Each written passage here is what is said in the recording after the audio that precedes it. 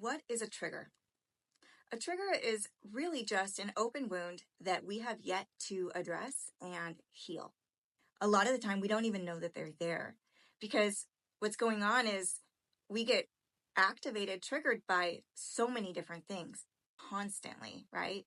We can be triggered in good ways and in bad ways. For example, anytime that I taste Fruit Loops, I am transported back to being a 6-year-old little girl sitting on the living room carpet, eating my Fruit Loops, watching Saturday morning cartoons, just by simply tasting that taste, right?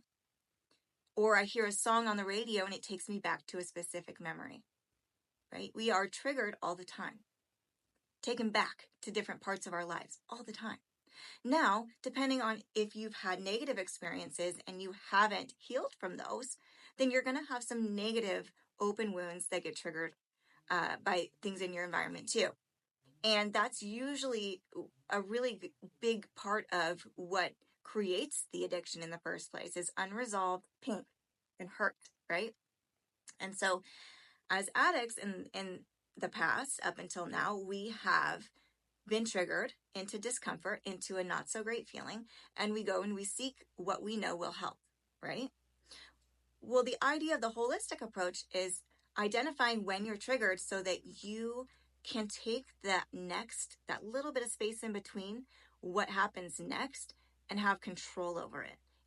Implementing new tools to take control over that space between so you can start making healthier choices, the choices that you really want to make. It's just up until this point, maybe you thought that you couldn't, you didn't have the power to. It was your addiction might be way more powerful than you are, but in fact, you are so much more powerful. You just aren't sure how to access the tools within yourself yet and put them into use. And so I want to teach you how to find those tools within and put them into use today. There's a step-by-step approach that I have to taming a trigger and calming a craving in the moment when you've been activated. So Viktor Frankl once said that in between stimulus and response, there's a space. So in between the time when you're triggered and the time when you take action, there's a space.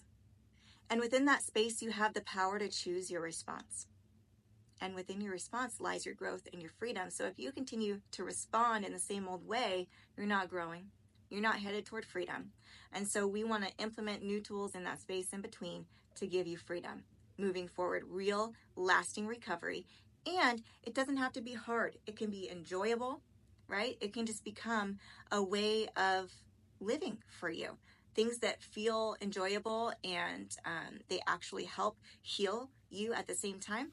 That's the goal. That's the aim of what I want to show you today. So stay tuned for the next series of videos for me to show you my step-by-step approach to taming a trigger and calming a craving.